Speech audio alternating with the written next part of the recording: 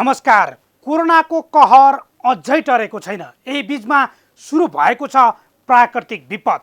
धन जनको क्षतिका हिसाबले कोरोना भन्दा महँगो देखिएको छ मनसुन सक्रिय भएसँगै भोग्नु परेको बाढी र पहिरो।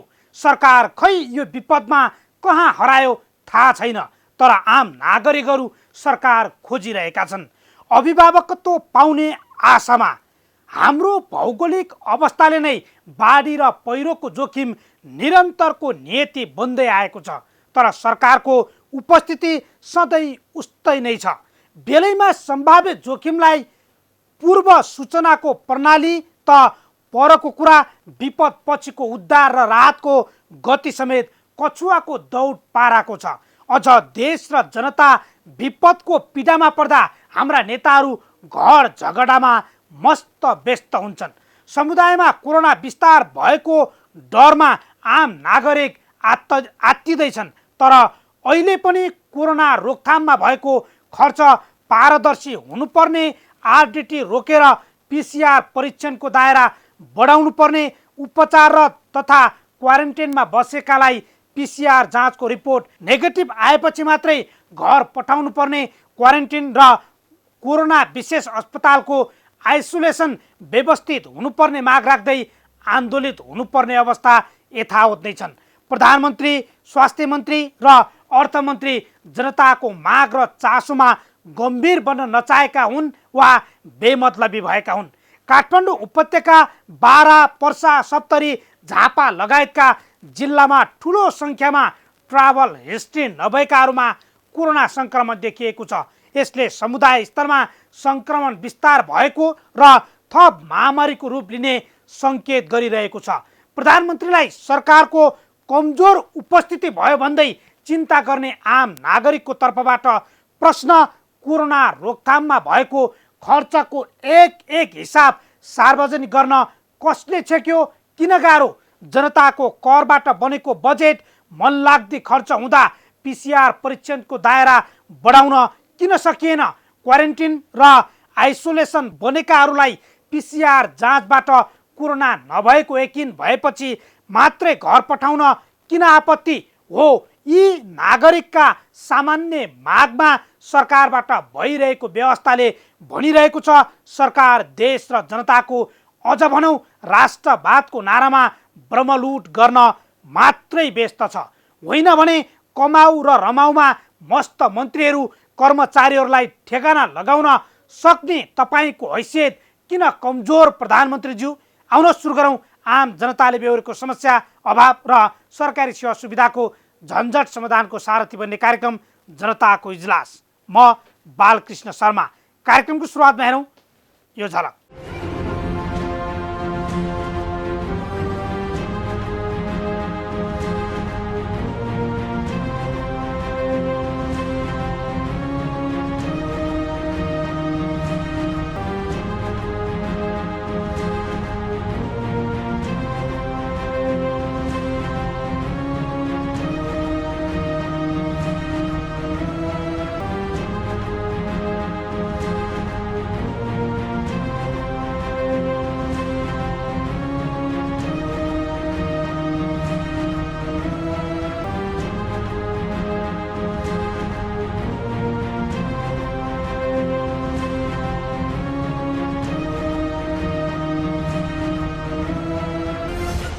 स्वागत छ कार्यक्रम जनताको इजलासमा।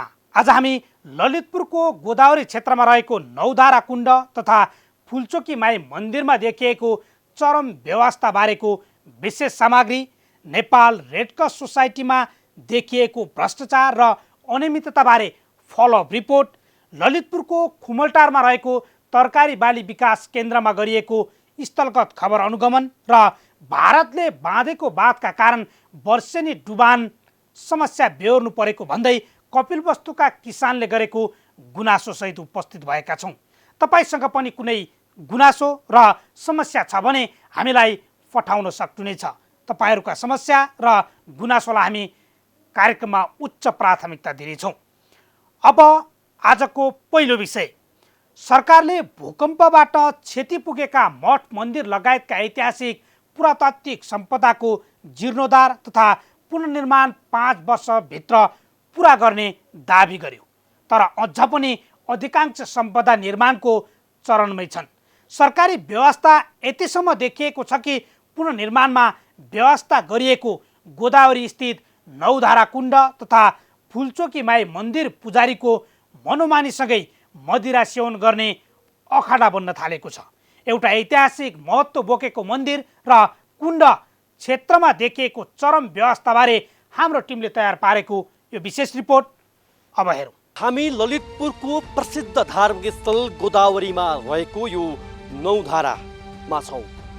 पक्कै पनि यहाँ काठमाडौँ उपत्यकाका विभिन्न नेवा समुदायका नेवा गुठीका विभिन्न जात र पर्वसँग यहाँको यो मन्दिर, यो फुलचोकी भवानी नौधारा फुलचोकी माईको मन्दिर जुन जोडिएको छ, अर्थात् हरेक नेवा समुदायको काठमाडौँका विभिन्न गुठियारहरूको जात्रा पर्व संस्कृति यो मन्दिरसँग जोडिएको छ। त्यसले पनि यो मन्दिरको महत्त्व कति छ भन्ने स्पष्ट रूपमा पार्छ। अझ भनौँ बाणेगाउँ हरिसिद्धि ठैवाका बासिन्दाको त जात्रा सुरुवातदेखि समापनसम्म पनि यहाँ जोडिन आउँछ महत्त्व, र काठमाडौँ ललितपुर भक्तपुरका विभिन्न गुठियारहरूको पर्व जात्रा पनि यहाँ जोडिन्छ। तर यो के मन्दिर भन्न लायकको छ? मुख्य प्रश्न आज हामी यही खोज्दैछौँ। गोदावरी पर्यटकीय क्षेत्र भनिएको छ। गोदावरीको पहिचान या गोदावरीको चाहिँ कसैलाई परिचय दिँदा नौधारा मन्दिर, पाँचधारा मन्दिर भनेर हामी परिचय दिन्छौँ। तर यो नौधारा मन्दिरको दृश्य हेर्दा लाग्छ यति फोहोर, यति कुरूप मन्दिर संरक्षणको पर्खाइमा छ। यसरी यो पोखरीमा केटाकेटी बालबालिका पौडी खेलिरहेका छन्, लुगा धुने ठाउँ यही छ। मन्दिरको परिसरभित्रै मदिरापानदेखि लिएर यहाँ चाहिँ भगवानप्रति जुन एउटा आस्था राखेर आम नागरिक यहाँ आउँछन्, त्यो नागरिकको विश्वास र आस्थामाथि नै कतै हामीले यो संरक्षण नगर्दा प्रहार त भएको छैन भन्ने प्रश्न पनि उब्जाएको छ।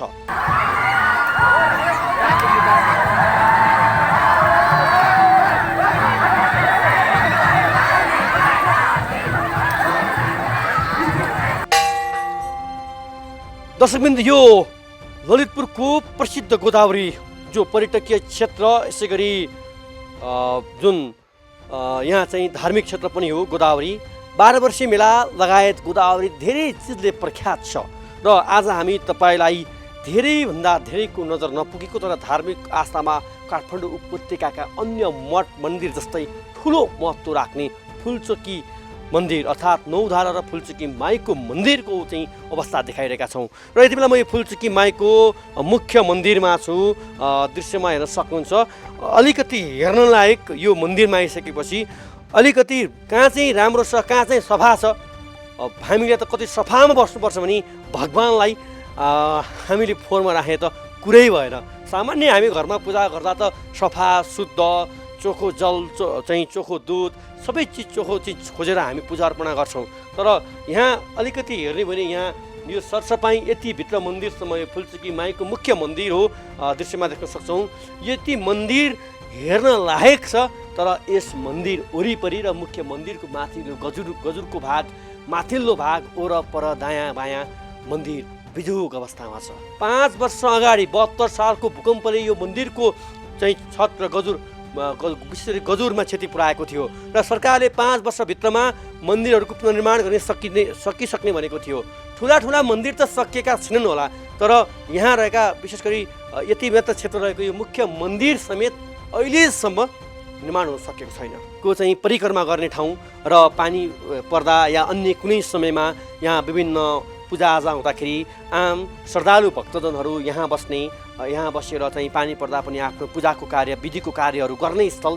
तर यो हेर्नुहोस्, यसरी यो काठहरू यत्रतत्र राखिएको छ, फोहोरै फोहोर छ, यो सबै झिङ्गाहरू भन्किएको छ कतै कतै। र यसरी हेर्नुहोस्, मन्दिर कुरूप छ, माथि पुरै यो झालो हेर्न सक्छौँ। यस्तो अवस्थामा रहँदा पनि कहाँ छ एउटा यो गोदावरी भनेर चिनिने यो पवित्र फुलचोकी माईको मन्दिर, जहाँ सबै मैले भने ललितपुरको हरिसिद्धि ठैवा बाणेगाउँ मात्रै नभइकन ललितपुरका अन्य स्थानदेखि काठमाडौँ भक्तपुरका चाहिँ अन्य समुदायको पनि यहाँसँग चाहिँ धार्मिक महत्त्व जोडिएको छ। र हेर्नुहोस्, यसरी चिया बनाएको छ, भूकम्पले भत्किएको छ र यो मर्मतको कार्य पनि हुँदै थियो, विवाद भयो भन्ने कुरा पनि जानकारी पाएका छौँ हामीले। र यसरी यो यस्तो छ, यसरी राखिएको छ। अलिकति हेर्दा यो चाहिँ यहाँ आउँदा देख्दाखेरि मन्दिरको यो हकीकत देख्दाखेरि पक्कै पनि हामीलाई यो मन रोएको छ। पक्कै पनि हाम्रो पनि आस्थाको धरोहर हो फुल्चुकी माईको मन्दिर। यसै गरी यो पर्यटकीय क्षेत्र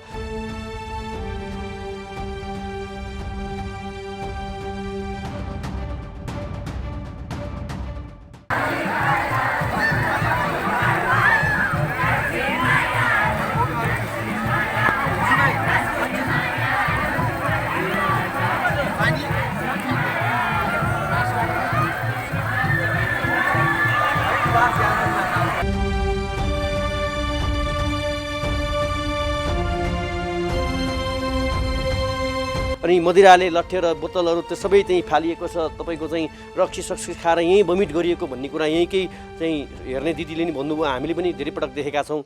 यो गर्नु ठिक हो यसरी मन्दिरभित्र यो काम? यत्रो ठाउँ छ दायाँ बायाँ पिकनिक स्पोटहरू यहाँ यति धेरै छ। यो त पक्कै ठिक होइन, तर पनि अब यहाँ यो समितिले चाहिँ नि नहेरेको यहाँ जानकारी हामीलाई पनि आएको छ। अब त्यही भएर यो समितिको सबै दोष चाहिँ समितिकै छ। समितिले हेर्नुपर्ने ठाउँ हो नि त यो त। समिति किन बनाउने त? मन्दिरको सुरक्षा अब यो भवन अब यहाँ निर्माणहरू भयो, भूकम्प गएको त्यत्रो वर्ष भयो, लगभग तपाईँको हाम्रो 5 वर्ष भइसक्यो। अब तर पनि हाम्रो यो भवनको यहाँ माथि बनाउनु पर्ने अहिलेसम्म बनाएको छैन। जसरी राखे पनि भयो न, यहाँ भोलि चोरी हुन सक्ला। महत्त्वपूर्ण चाहिँ मठ मन्दिरहरू रहेका छन्, मूर्तिहरू रहेका छन्, कति मूर्तिहरू टुटफुट भएका छन् र यहाँ हेर्न सक्छौँ पर्खालबाटै हामफाल्ने आउने र चाहिँ पौडी खेल्ने, पानी पुरै धमिलो बनाउने, यहीँ बस्ने यहीँ खाने र यो यसरी नबस्ने ठाउँ अलिकति यसलाई सरसफाइ अलिकति यसको मर्मत सम्हार भएको छैन। तर मन्दिर आर्थिक रूपमा हेर्ने हो भने यहाँ हामीले बारम्बार सुन्ने गरेका छौँ, गोदावरी भन्ने बित्तिकै एउटा पिकनिकका लागि, अझ विशेष गरी भनौँ घुमघामका लागि र अझै विशेष गरी यो फुल्चुकी माई त जात्रा धर्म पर्वसम्म जोडिएको विषयवस्तु भएकाले त्यसै पनि यहाँ भिडभाड राम नागरिक दर्शनका लागि आउने एउटा मुख्य पवित्र मन्दिर हो। तर मन्दिरको अवस्था लाजमर्दो यस्तो छ, जुन अलिकति व्यवस्थापन गरिएको भए सबै धाराबाट पानी अलिअलि आउँथ्यो, राम्रो देखिन्थ्यो। यो अरू समयमा त हिउँदमा त सकेन, बर्खामा त हामी नौवटा धाराबाट पानी बगाएर यहाँ हुने मान्छेलाई यो नौधाराको महत्त्व, यसबाट बगेको पानी, त्यो दृश्य पक्कै पनि पहिचान हो हाम्रो। यो गोदावरीवासी ललितपुरको लागि एउटा पहिचान पनि हो यो सम्पदा, यो सांस्कृतिक महत्त्व। अब गोदावरी जस्तो ठाउँमा ढुङ्गे धारामा पानी आएको छैन, 2टा धारामा पानी आएको छ भन्नु आफैमा लाजमर्दो हो। यसमा समितिले पनि यो कुरालाई गम्भीरतापूर्वक हेर्न आवश्यक छ। कुनै एक समय यहाँ माछाहरू राखिएको थियो, एकदम महत्त्व माछाहरू, त्यो दृश्य पानी सफा स्वच्छ पानी, कलकल पानी थियो। तर अहिले यस्तो हकीकत बनाइएको छ र रक्सीका बोतलहरू पनि देख्न सक्छौँ दृश्यमा। यसरी मन्दिर परिसरभित्रै रक्सीका बोतलहरू छन्, वरिपरि चारैतिर झाडी जस्तो हेर्न सक्छौँ, फोरै फोहोर झाडी नै झाडी छन्। मन्दिरका चाहिँ मूर्तिहरू फुटेका छन्। यो पनि सम्पत्ति, यो महत्त्वपूर्ण सम्पत्ति हो, यो नौधाराकै परिसरभित्र पर्छ र यसरी यो बिजोग बनाइएको छ। दर्शकबिन यहाँ एउटा राम्रो व्यवस्थापन गरेर यो मठ मन्दिरमा दर्शन गर्न आउने दर्शनार्थीहरू यहाँ बस्न सक्थे, आराम गर्न सक्थे, विभिन्न पूजाका अनि विधिका कार्यहरू हुन सक्थे। तर यसरी बिजोग बनाएर राखिएको छ। हेर्नुहोस् यो दृश्य कस्तो बिजोग छ। यसरी यो मदिराका बोतल ल हेर्नुहोस्, मठ मन्दिरमा ल हेर्नुहोस् भगवान् फुल्चुकी माईको मन्दिरको छेउमा रहेको यो दृश्य।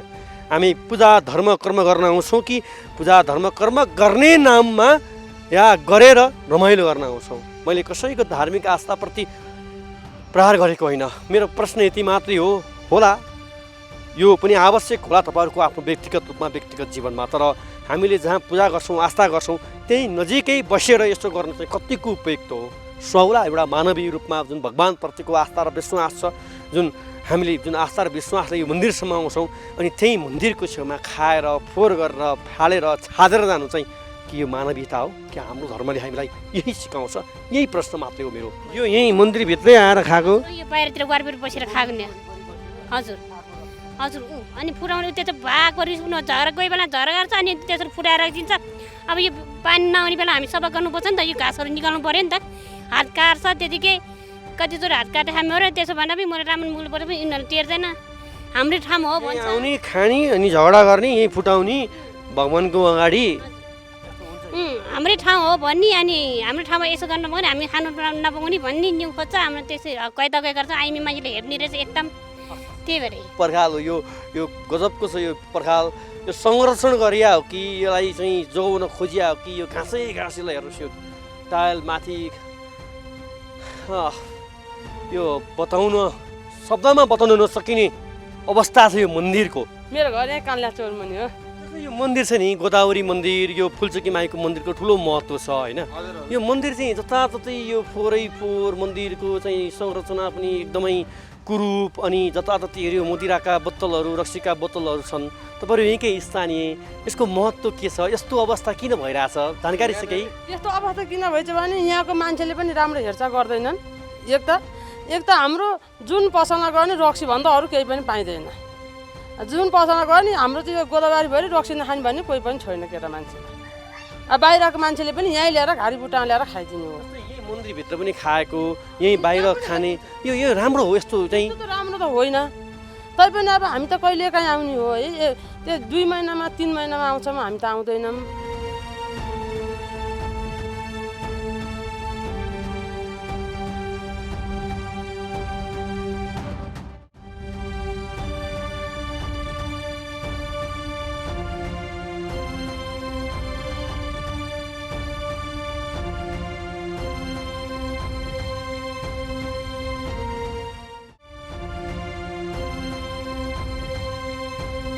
त्यसको लागि चाहिँ मेरो लक्ष्मी आन्टीले ल्याएर बोलाएर चाहिँ गर्नु पर्यो अरे त्यो आन्टीले मलाई गर्छन् त्यति। हाम्रो के बालमुकुन्द सकेछ त हामी फोहोर गर्न दिएको छैन नि। अब यहाँ पिकनिक हुन्छ अरू दिन यहाँ भिडभाड हुन्छ पिकनिक हुन्छ त्यो पैसा तपाईँहरूले उठाएर के गर्नुहुन्छ त? पैसा कसले कहाँ राख्छ पैसा? पैसा त त्यति उठ्दैन हाम्रो यता कस्तो हुन्छ भने यो नेवार जातिले 150 रुपियाँ दिन्छ त्यस्तो दिँदैन। कुनैले अब 4-500 ल भनेर यो फोहोर उठा भने 4-500 दिन्छ। अब हाम्रो यतातिरकोले त्यस्तो दिँदैन कि तपाईँको। यहाँ त एउटा सिटको 1500, 1000, 2000, 1000मा त जसले पनि यहाँ तिरेर आउनुपर्छ। तपाईँलाई बुक गर्नलाई 4 दिन अगाडि फोन गर्नुपर्छ भनेर मलाई धेरै मान्छेले भन्नुभएको छ। अब हामीले यहाँ चाहिँ त्यस्तो बुक लिने यो मन्दिर ठाउँ बुक लिन मिल्दैन। भोलि आएर अब यो त हामी अब कुनै अब दर्शन गर्न आउँछ यो पानी पर्छ यताउति बस्ने ठाउँ छैन भने कराउँछ। हामीले कस्तो भने तलतिर लिन्छ बुक 2000-2500 तलतिर यो पिकनिक रिसोर्टतिर लिन्छ। साँचो बोल्नुहोस् है टेलिभिजन धेरै दर्शकले हेर्नु भएको छ। साँचो बोल्नुहोस् फेरि लिएको छु भने लिएको छु भन्नुहोस् तपाईँले होइन। तर मैले तपाईँको अध्यक्षसँग कुरा गरिसकेँ यहाँबाट उठेको पैसा चाहिँ अहिले कसले खर्च गर्छ ठ्याक्कै भन्नुहोस्। 500 उठे पनि 1000 उठे पनि 200 उठे पनि त्यो पैसा कहाँ जान्छ? त्यो पैसा त अब यतै हुन्छ। अब तपाईँले खर्च गर्नुभएको छ? हजुर तपाईँलाई तलब दिएको छैन यहाँ मन्दिरबाट? त्यो छैन। अनि यहाँ चाहिँ मदिरा खाएर भित्र बमिट गर्ने यहाँ बाहिर चाहिँ नाचगाना गर्ने स्वाद दिन्छ? यो पक्कै पनि त्यो होइन। हाम्रो धर्मले त्यही भन्छ। यो पक्कै पनि त्यो होइन। त्यो अब यो कुनै पनि अब राजनीतिको गठबन्धन हो कि कसरी हो यो चाहिँ अन्यलमा भएको हो। वास्तविकमा अब यो गाउँलेहरूलाई जिम्मा दियो भने बरु हामीले गाउँलेहरूले पनि गर्छ होला। अब राज्यले गर्छ सरकारले गर्छ यो कुनै पनि अब यो संस्थाहरूले गर्छ यो अब यहीँ गोदावरीको यो संरक्षण समितिले गर्छ भन्दा पनि यस्तै हुन गइरहेको जस्तो मलाई लाग्छ। हामीलाई जिम्मा दियो भने त हामी गरिदिन्छौँ। बारे गाउँको बसिन्दा मिलेर गरिदिन्छौँ। खोइ हामीलाई त अब यो यहाँबाट यस्तो भइरहेको हामी देख्छु हेर्छु जान्छु। तर यो किन यस्तो चुपचापले बसिरहेको छ र यो तपाईँले भने जस्तो फोहोर एकदम सफा सुग्घर नभएको भएको हुनाले म चाहिँ यसमा कहाँ भन्नुपर्छ मलाई त्यो पनि थाहा भएको छैन। 3 तहका सरकार हुनुहुन्छ यति बेला र सरकारले 72 सालको भूकम्पपछि 5 वर्षमा पुनर्निर्माण सम्पन्न गर्ने भनेको थियो। तर यहाँ के को विवाद या यो जुन समस्या छ यो समिति छ यो पैसा उठाउने मात्रै या लिने मात्रै हो या यसको संरक्षण र यसको प्रबन्धन र यसको विकासमा पनि टेवा पुर्याउने हो? प्रश्न गम्भीर छ। यसका विषयमा हामी निरन्तर फलोअप गरेर यसको देखिहाल्नुभयो हिन्दूहरूको एउटा आस्था र विश्वासको धरोहरमा यतिसम्म खेलवाड भइरहेको छ। सम्पदा बचाउन लाग्नुपर्ने स्थानीय तह यसबारे बेखबर हो वा मतलब नगरिएको। हामीले गोदावरी वडा नम्बर 3 का अध्यक्ष बालमुकुन्द घिमिरेसँग मागेको जवाब अब हेरौँ। यो जुन गोदावरी नौधारा मन्दिरको अवस्था हेर्दा मन्दिर भन्नका लागि नै लाजम मर्दो सायद यो शब्द मैले प्रयोग गर्नु कतिको उपयुक्त हो या होइन, तर त्यो दृश्य हेर्दा त्यो भगवान्माथि सद्भावभन्दा पनि अपमान गरेको जस्तो देख्यौँ हामीले। त्यहाँको अवस्था मान्नुहुन्छ, स्वीकार्नु छ? मन्दिर हामी सम्पूर्ण हिन्दू धर्मावलम्बीको लागि पवित्र मन्दिर हो र यो मन्दिरमा यो ओडाका विशेष गरी सिलवालको कुलदेवता नै हो र यो मन्दिरलाई राम्रो र अत्यन्त सुन्दर बनाउनु पर्छ भन्ने कुरामा म विश्वस्त छु र यो कुरा कसले कसरी गर्यो भन्ने कुरा विस्तृत कुरा बुझेर यसलाई कसरी राम्रो बनाउने भन्ने कुरा सबैको सहयोग र साथको आवश्यकता चाहिँ देखिन्छ। अहिले मन्दिरको अवस्था एकदम हेर्दा मन्दिर जस्तो देखिन्छ सर, त्यो भन्नुहोस् न। ठिक छ, मन्दिरको अवस्था हामी पनि पटक पटक यो मन्दिरलाई कसरी राम्रो बनाउने भन्ने सन्दर्भमा हामी मन्दिरमा गयौँ। मन्दिरमा गएर हामीले त्यो मन्दिरलाई राम्रो बनाउनको लागि विशेष गरी सिलवाल दाजुभाइहरूको र विशेष गरी गुठीले यो नौधारा मन्दिर गुठीले हेर्छ, उहाँहरूको निजी गुठी अन्तर्गत चाहिँ धेरै जग्गाहरू बालकोट भक्तपुरको बाटकोटमा रहेछ। तैपनि हामीले के भने गुठीले तपाईँहरूले नगर्ने भए स्थानीय सरकारको प्रतिनिधिको नाताले त्यो मन्दिरलाई म राम्रो बनाउँछु र यो सबैभन्दा यो क्षेत्रको आस्थाको देवी भएको कारणले राम्रो बनाउँछु भनेर उहाँहरूलाई बोलाएर बैठक पनि राखेँ र गुठीको अनुमति बिना तपाईँहरूले यहाँ छुन पनि पाउनुहुन्न भन्ने कुरा चाहिँ हामीलाई राख्नुभयो। तैपनि मैले काम गर्न सकिन्छ कि भनेर गत साल पनि यो साल पनि त्यो मन्दिर निर्माण गर्न मन्दिर वरिपरि राम्रो वातावरण कायम गर्नको लागि नगरपालिकाको तर्फबाट केही बजेटहरू विनियोजित गऱ्यौँ। तर उहाँहरू गुठियारहरूले आफू पनि गर्नु हुँदैन र हामीलाई पनि छुन दिनुहुँदैन। कति बजेट ठ्याक्कै भन्नुहोस्? हामीले 50 लाख एउटा 3 लाख एउटा 53 लाख ओडाको उसबाट चाहिँ नगरपालिकाकोबाट हामीले बनाएका छौँ र त्यो मन्दिर निर्माण गर्न पनि पहिला भूकम्पले अघि यहाँले भन्नुभयो 72 सालको भूकम्पले केही क्षति पुर्याएको कारणले त्यो मन्दिर हामी पुरातत्त्वसँग चाहिँ समन्वय नगरी बनाउन सकिँदैन। पुरातत्त्वसँग समन्वय गरेर यदि तपाईँहरू गुठीको त्यत्रो 100 रोपनी भन्दा बढी जग्गा छ, त्यो जग्गाको आयस्ताले यो काम गर्नुपर्ने ठाउँमा तपाईँहरूले गर्नु भएन भने पनि बनाउने जिम्मा हामीलाई दिनुहोस्, हामी पुरातत्त्वतिर जान्छौँ, तर गुठीको हामीलाई अनुमति दिनुहोस् भन्दा उहाँहरूले व्यवस्था गरिरहनु भएर स्थानीय सरकारले काम गर्न नसकेको अवस्था हो। किन चाहनु भएन, सोध्नु भएन, किन नदिया हो? तपाईँले हेर्दा बुझ्दा चाहिँ किन दिन नजानु भएको? हामीले विशेष गरी मन्दिर त बनाउने हो, सबैको लागि बने पार राम्रै हो मन्दिर त। यसो छ, यो मन्दिरको सम्बन्धमा सम्पूर्ण गुठियार यहाँको सिलवालको आस्थाको देवी भए तापनि यो मन्दिरको सम्पूर्ण अध्यक्ष लगायत गुठियारहरू भक्तपुर बालकोटमा बस्नुहुन्छ र भक्तपुर बालकोटमा चाहिँ जहिले जुन अध्यक्ष भन्नुहुन्छ भोला सिलवाल हुनुहुन्छ, उहाँ पूर्व सिडिओ पनि हुनुहुँदो रहेछ। उहाँलाई हामीले बैठकमा बोलायौँ, यही नौधारा मन्दिरमा नि मैले बैठकमा बोलाएर कुरा गऱ्यौँ र कुरा गरिसकेपछि उहाँले मेरो गुठियारसँग सम्पूर्ण गुठियारसँग बालकोटमा गएर चाहिँ म कुरा राख्छु तपाईँको कुरा र तपाईँहरूले केही गर्नु पर्दैन, गुठियारले तपाईँहरूले यो मन्दिरमा छुन पनि पाउन्न भन्नुभयो। ल हामीलाई कि तपाईँहरूको बैठकमा बोलाउनुहोस् कि हामीले बोलाएको बैठकमा तपाईँहरू आउनुहोस् भन्दा हामी बोलाउँदा पनि बोलाउँदैनौँ, तपाईँको बैठकमा पनि म अरू पनि लिएर आउन्न, यो काम हाम्रो हो, हामीलाई नै छोडिदिनुहोस्, तपाईँ स्थानीय सरकारले यसमा हस्तक्षेप नगर्नुहोस् भन्ने चाहिँ कुराहरू राख्नुभयो। चाहिँ मन्दिरमा त्यो मदिरा जुवा तास त्यो भगवानको मन्दिर जहाँको जल 9वटा धाराको जल हामी लिएर आएर चाहिँ भगवानलाई बिहान चढाउँछौँ, त्यो जलमा साबुनसहित नुहाइधुवाइ अनि तलतिर चाहिँ भगवानका जुन प्रतीकहरू छन् त्यहाँ फोहोर पौडी खेल्ने स्थान, जताततै मदिराका बोतल जुवा तास पनि भइरहेको छ। यो स्वीकार्नु छ?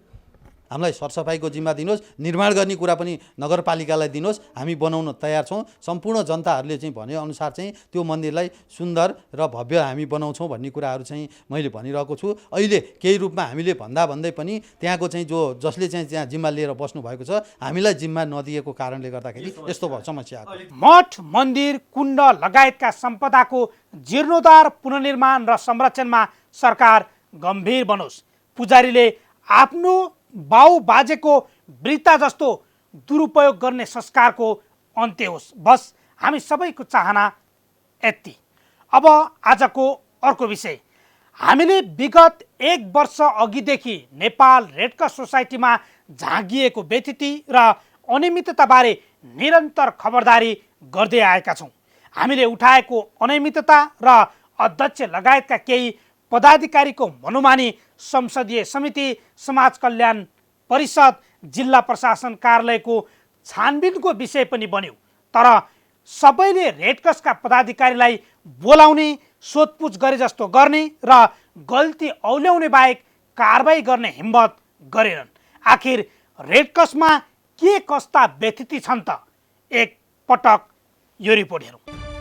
परोपकारी संस्था नेपाल रेडक्रस सोसाइटी केही स्वार्थी पदाधिकारीको स्वार्थका कारण एकपछि अर्को विवादमा मुछिएको छ। भ्रष्टाचार र अनियमितताको खाडलमा भासिएको रेडक्रस काण्डै काण्डको अखडा बनिरहेको छ। जग्गा खरिद प्रकरण, गोदाम घर निर्माण, भूकम्प पछिको पुनर्निर्माणमा दाताले दिएको रकममै चलखेल, केन्द्रीय ब्लड बैंक, भवन निर्माणमा अनियमितता लगायतका विषयमा नेपाल रेडक्रस सोसाइटी विवादित बनिरहेको छ। रेडक्रस भित्रका केही अनियमिततालाई जिल्ला प्रशासन कार्यालय काठमाडौँ, विभिन्न संसदीय समिति, समाज कल्याण परिषद र अख्तियार दुरुपयोग अनुसन्धान आयोगले समेत छानबिन गरिरहेको छ। यता राजनीतिक आट र शक्ति केन्द्र धाउँदै अनियमितता लुकाउने प्रयास रेडक्रसका पदाधिकारीले निरन्तर जारी राखेका छन्। 56 वर्षदेखि ऐन बिना चलिरहेको नेपाल रेडक्रसलाई 33 वर्षदेखि देवरत्न धाकवाले कब्जामा राखे। 12 वर्षदेखि सञ्जीव कुमार थापा अध्यक्ष छन्। थापा र धाकवाले एउटै साधारण सभाका 2 माइनोट बनाएर करोडौं रकम अनियमितता गरेको आरोप लागेको मात्रै छैन, परोपकारी संस्था रेडक्रसका हरेक गतिविधि पदाधिकारीको स्वार्थका कारण विवादित बन्दै आएका छन्। रेडक्रस भित्र अनियमितता भएको, अध्यक्षको स्वेच्छाचारिता बढेको भन्दै अख्तियार दुरुपयोग अनुसन्धान आयोग, गृह मन्त्रालय, परराष्ट्र मन्त्रालय हुँदै जिल्ला प्रशासन कार्यालय, संसदीय समितिमा उजुरीको चाङ्ने लागेको छ। काठमाडौँ जिल्ला प्रशासन र संसदीय समितिले छानबिन गरेर अनियमितताको प्रमाण लुकाउन सक्ने भन्दै थापा नेतृत्वमा रहेको कार्य समितिलाई भङ्ग गरी नेपाल रेडक्रसमा नयाँ तदर्थ समिति गठन गरे पनि सर्वोच्चका विवादित न्यायाधीश प्रकाशमान सिंह राउतको इजलासले थापाकै नेतृत्वलाई कामकाज गर्न दिने अन्तरिम आदेश जारी गर्यो। विगतमा कानुनी सल्लाहकार रहेर काम गरेको संस्थाको मुद्दा राउतले हेरेको भन्दै सर्वोच्चको आदेश नै विवादित बन्दा रेडक्रसका विभिन्न जिल्लाका साधारण सभा भने रोकिएका छन्। रेडक्रसलाई बदनाम बनाउने अभियोग र मनोमानीहरू। तथ्य नम्बर 1, गोदामघर निर्माणको जग्गा खरिदमै बिचौलिया मार्फत करोडौं अनियमितता, रक्त सञ्चार केन्द्र लगायतका भवन निर्माणमा मनोमानी। भूकम्प पुनर्स्थापना र पुनर्निर्माणका लागि विभिन्न दाताहरूबाट 9 अर्ब अनुदान प्राप्त भए पनि स्थानीय स्तरमा कुनै काम नहुनु।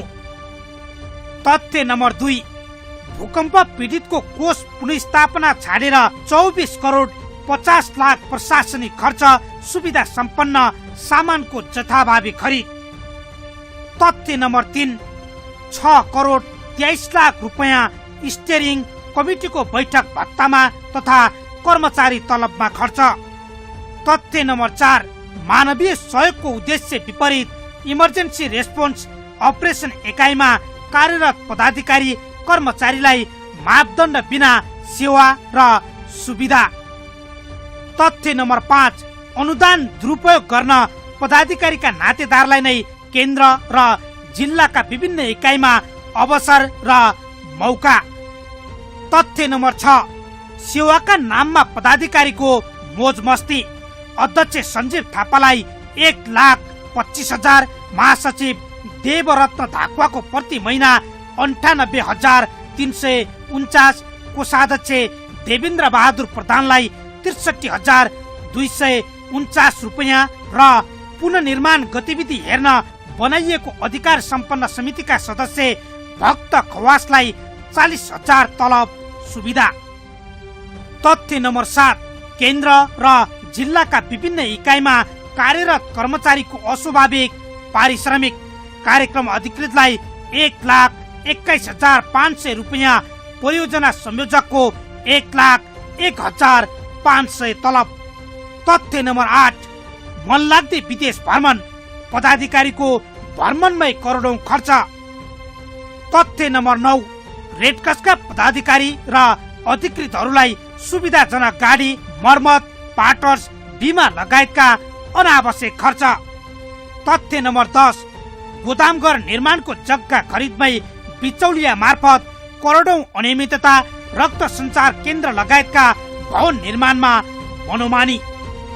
केही स्वार्थी पदाधिकारीका कारण भ्रष्टाचार र अनियमितताको बदनामी झेलिरहेको सामाजिक तथा परोपकारी संस्था नेपाल रेड क्रस सोसाइटी दर्ता खारेजी हुने अवस्थासम्म आइपुगेको छ। अनियमितता र मनोमानीमा संलग्नको पहिचान गरेर कडा भन्दा कडा कारबाही गर्दै रेड क्रसको परोपकारी छवि बचाउन सरकारले बेलैमा सकारात्मक कदम चालोस्। एउटा परोपकारी संस्था यसरी अनियमितताको अखडा बनाइँदैछ। गल्ती गरेको भन्दै औल्याउने काम संसदीय समितिदेखि प्रशासनबाटै भएको छ, तर हुँदैन कारबाही। रेड क्रस माथिको अनुसन्धान कारबाहीका लागि नभई ठुलो आर्थिक अनियमितता भएकोले हिसाब मिलाउने बार्गेनिङका रूपमा भएको हो कि भन्ने आशंका उब्जिन थालेको छ। अहिले रेड क्रस प्रेमीहरूले भनिरहेका छन् सरकार परोपकारी संस्थामाथि चरम लुट गर्नेहरूमाथि छानबिन र कारबाहीमा गम्भीर बनोस्। अब एकैछिन विश्रामपछि ललितपुरको खुमलटार स्थित तरकारी बाली विकास केन्द्रमा गरिएको स्थलगत खबर अनुगमन र भारतले एकतर्फी बनाएको बाँधले डुबान समस्या बेहोर्नु परेको भन्दै कपिलवस्तुका किसानले गरेको गुनासो सहित उपस्थित हुनेछौँ। हामीसँगै रहनुहोला।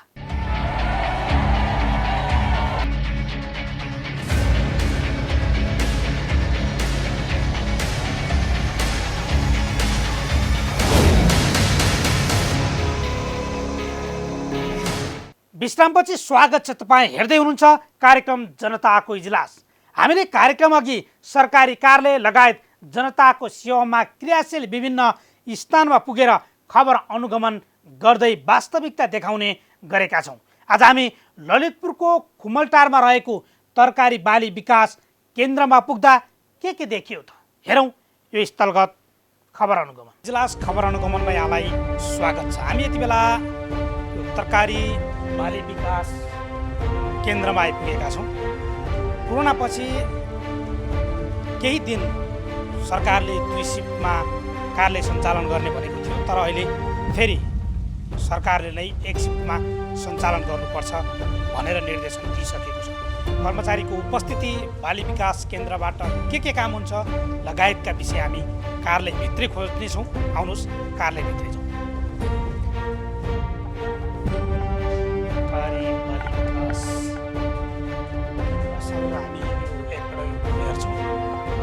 तरकारी क्षेत्रका विभिन्न ठाउँमा मलटारमा गरिएका आयोजनाका तस्बिरहरू सम्भवतः कार्यालयमा यसरी राखिएको छ, जो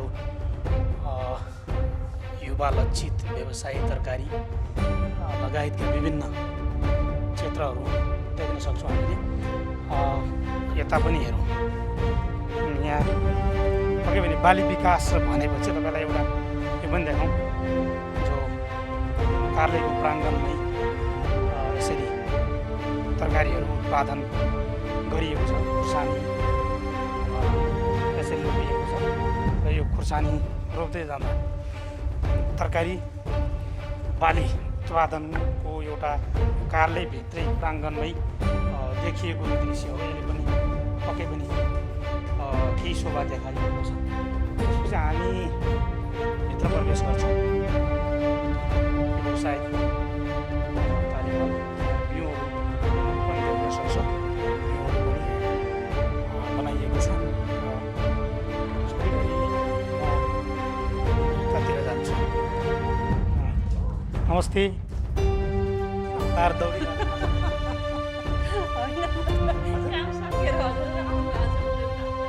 काम सकिसक्यो? कुन शाखाको हजुर? यता शाखाको प्रशासन। कति कर्मचारी हुनुहुन्छ यहाँ?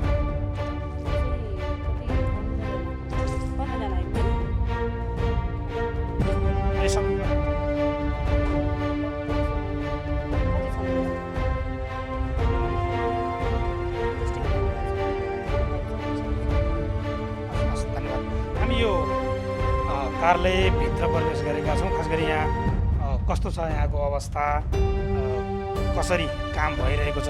सर नमस्ते। हजुर सर, यो म चाहिँ आज हाम्रो बिरुवा वितरण कार्यक्रम थियो काउलीको भन्दाको काउलीको, त्यसको बिरुवा वितरण मैले के कहाँ वितरण गर्नु? हामीले यहाँ त्यो काठमाडौँ उपत्यकामा पशु तरकारी व्यवसाय जति कृषकहरू हुनुहुन्छ नि उहाँहरूलाई दिन्छ पैसा चाहिँ राजस्व हुन्छ अनि त्यसपछि चाहिँ उहाँले त्यो आधारमा चाहिँ बिरुवाहरू लिएर जानुहुन्छ। काठमाडौँ उपत्यकाकालाई मात्रै हो कि बाहिरकालाई पनि दिनु? बाहिरको आए पनि पाइन्छ तर प्रायः जस्तो काठमाडौँ उपत्यका वरिपरिको आउनुहुन्छ धेरै छ। कौसीमा तरकारी उत्पादनका लागि काठमाडौँका विभिन्न ठाउँहरूमा गरिएको हुन्छ। तपाईँले त्यसमा तालिम दिनुहुन्छ या बिउ मात्रै दिनुहुन्छ के गर्नु? होइन सर बिरुवा किसानहरू आएर यहाँ चाहिँ अब त्यो प्राविधिक सरसल्लाह लिन सक्नु चाहनुभयो भने प्राविधिक सरसल्लाह कहिलेकाहीँ माग तालिम 25-30 चाहिन्छ सिङ्गल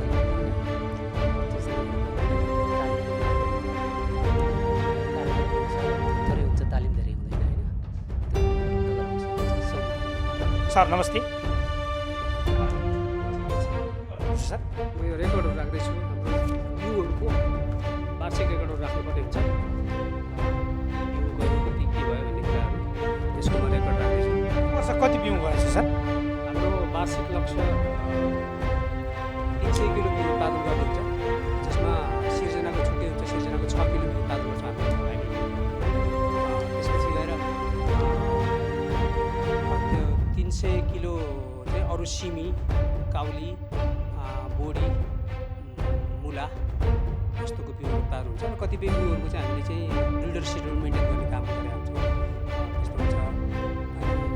अनि बेर्नाको हकमा चाहिँ हामीले वार्षिक 30 लाख बेर्ना चाहिँ वितरण गर्छौँ। कहाँ वितरण गर्नुहुन्छ 30 लाख?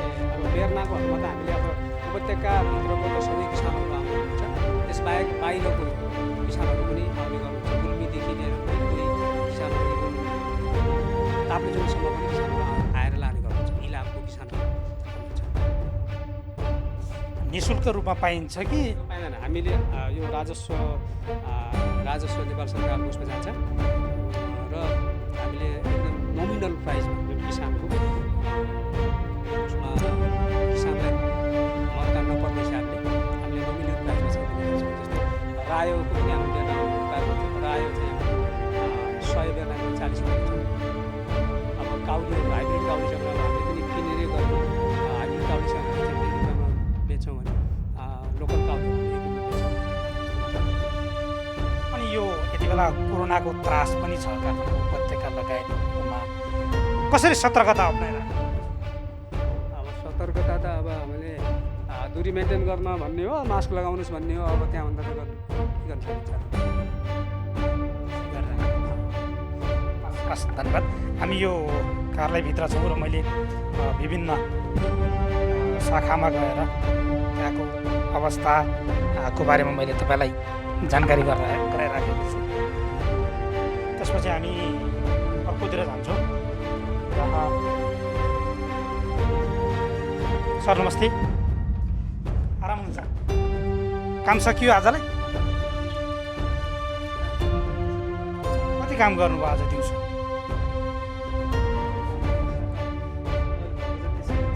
यो शाखाबाट के काम?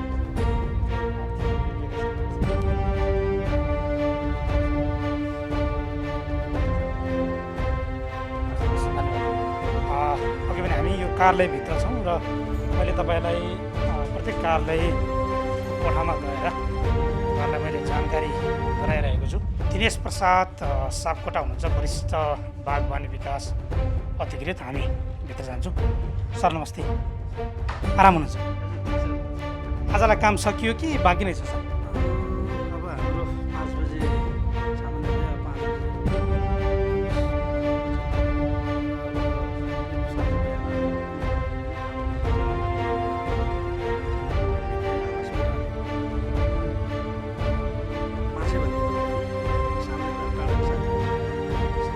त्यस्तो छ कि हामी सरको कार्यालयमा पहिलोपटक यसरी आएका छौँ खबर आउनुको मनका लागि। कर्मचारी कति छन्, कति आएका छन्, कति आएका छैनन्, लगायत यो कार्यालयबाट के काम हुन्छ भन्ने कुरा पनि हो। आम टेलिभिजन हेरेर बसिराख्नुभएका दर्शकहरूलाई के भन्न चाहनुहुन्छ? यहाँबाट के काम हुन्छ खास? अब यो विशेष गरी तरकारी फार्म विशेष गरी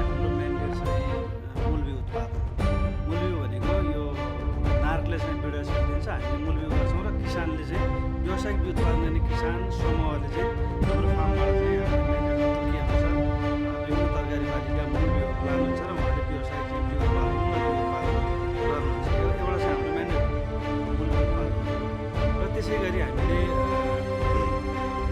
तरकारीको चाहिँ अब विभिन्न मौसमका अब यहाँले अलि अगाडि आउनुभएको देख्नुहुन्थ्यो किसानको भिड थियो। हामी सिजन अनुसारका विभिन्न तरकारी बालीका बेर्नाहरू चाहिँ उत्पादन गरेर कृषकहरूलाई सहरी कृषकहरूलाई चाहिँ र अब केही व्यवसाय कृषकहरूलाई पनि हामीले उपलब्ध गराउँछौँ। त्यसै गरी हामीले हाइब्रिड टोमेटो सिर्जना जातको गोलमाडाको चाहिँ हामीले हाइब्रिड बिउ उत्पादन गर्छौँ सकेको। त्यसले करिब 35-40 करोडको चाहिँ गोलमाडा चाहिँ उत्पादन गर्छ। त्यसै गरी हामीले अलिकति उन्नत प्रविधिहरू हाइटेक सम्बन्ध डेमोहरू चाहिँ गरेका छौँ। त्यसै गरी किसानलाई विभिन्न खालका व्यवसाय किसानहरूलाई यहाँ तरकारी खेतीमा इन्ट्रेस्ट राख्ने किसानहरूलाई हामीले व्यवसायिक सल्लाह बाहिरबाट आयात भइरह्यो तर त्यो गाउँमै उत्पादन गरेको तरकारी कतै ट्र्याक्टर लगाएर जोतियो, कतै गाडियो, कतै पोखियो, बाटोमा ल्याएर सडकमा फालियो।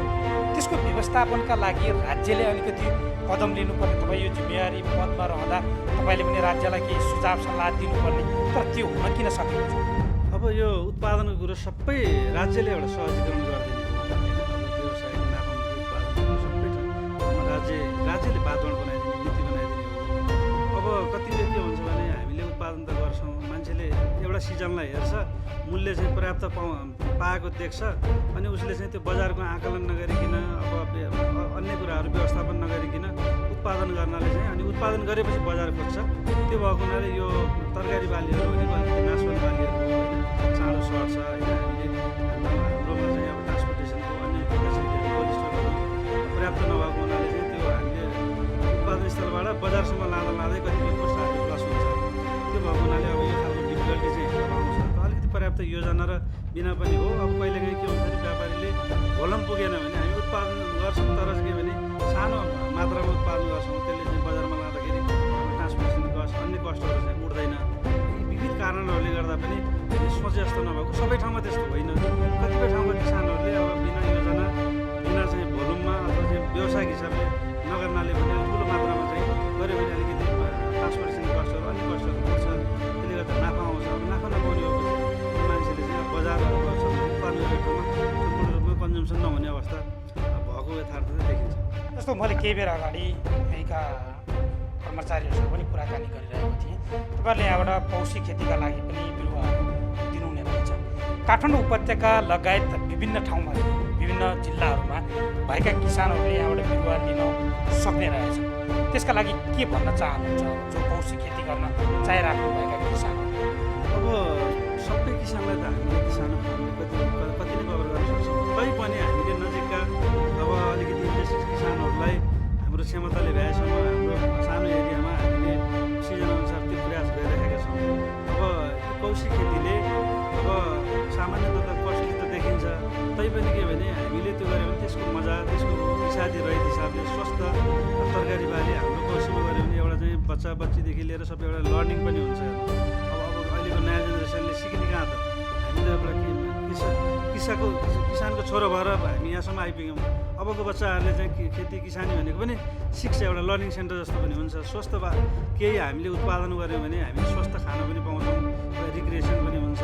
हामीले आम उसमा चाहिँ छतका उसहरूमा गमलाहरूमा करेसाबारीहरूमा अलिकति हामी तरकारी खेती गऱ्यौँ भने केही मात्रामा यसले आयातलाई पनि अलिक प्रतिस्थापन गर्छ जस्तो लाग्छ। त्यही भएर यहाँहरूले चाहिँ अब त्यस्तो इन्ट्रेस्ट छ भने आम दाजुभाइ दिदीबहिनीहरूलाई आउनुहोस्, हामीले जानेको हामीले गर्ने सेवा तपाईँहरूलाई सहयोग सल्लाह चाहिँ हामी उपलब्ध गराउनेछौँ।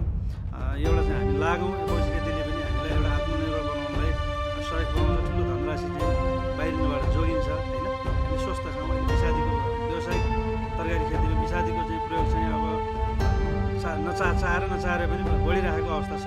त्यसबाट पनि बच्नलाई एउटा स्वास्थ्यलाई राम्रो हुन्छ भने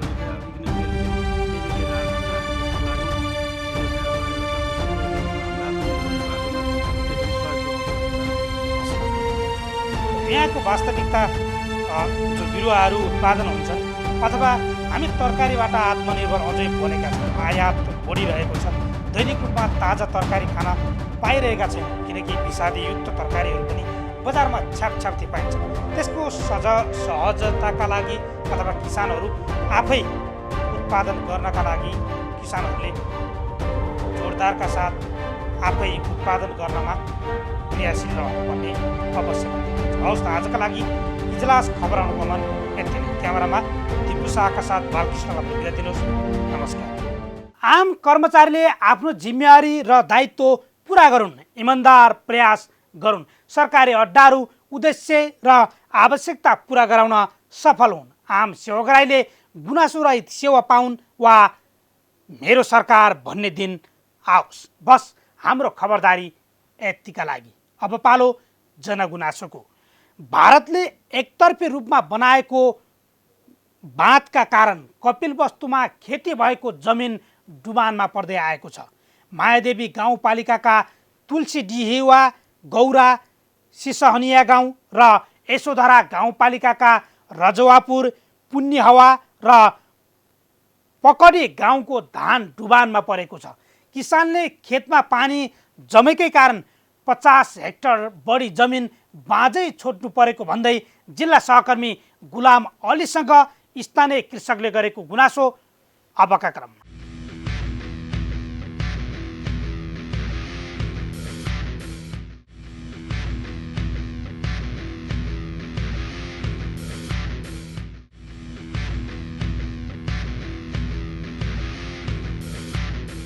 इससे हम कहे थे जैसे हमन के 150-200 बीघा तक का बुड़ा है सब पानी से। ऐसे हमारे हर साल होकर मालपोत बुझावा जाता है, टैक्स बुझावा जाता है, लेकिन वैसे हमन का कोनो फायदा नहीं मिला था। तो ऐसे हम कहे थे हमारी बात सुना जाए, कम से कम हमन के बांध बना देवा जाए, कुछ बढ़िया से मिल जाए। फ़ायदा हमन का बांधे से है ज़्यादा, बांध नहीं रही तो पानी हमन के मिली नहीं। पानी वैसे जब मिला था तो ज़्यादा हो जाता है, और जब काम लगे थे तो पानी नहीं मिला था हमन के। ऐसे हम कही थे आपसे अनुरोध है कि काम हमन के काम पूरा करा जाए। तो में हमारे पूरा गांव भर मिल के 100 बीघा करा जाता है, तो उन्हों में वहाँ का बांध फाटक गिरा देता है। तो जौन पैदा भी हुआ था वो का हमारे हाथे से काटे पड़ा था पानी में, वो पानियों में आधा टूट के गिर जाता। फिर ऐसे थोड़े थोड़े कह के हमारे लायक दावा जाता है। इतना परेशानी है। बांध ऐसे बन जाए, ऐसे किनारे किनारे जैसे इंडियम बना है, कहूँ 1-2 जगह फाटक लग जात तो हम उनके बढ़िया हो जात। अब देखा जाए पूरा गांव में किनारे एकदम पानी हल गया है। जो ऐसा रहा बारिश हो जाए तगड़ा, उन्हें फाटक गिराया रहा तो गांव पानी भी हल सका था, 1-2 दिन हल चुका है।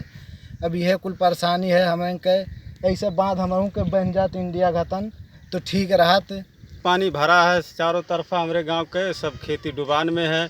नेता लोग जब वोट के समय आवत है तो हमारे यहाँ आवत हैं, बड़ा बड़ा दिखाए के सपना चला जाते हैं, और फिर जब जीते के बाद सत्ता में आवत हैं तो 5 साल के लिए तुलसीडी हमारा गाँव भूल जाते हैं।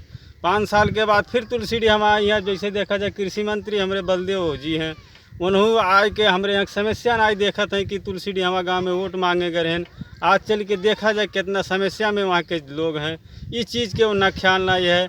हमरे देखा जाए आज यहाँ पर विधायक लोग भी जी हैं, हमारे मेयर साहब हैं, समस्या हमन के बूझे यहाँ ना यही हैं।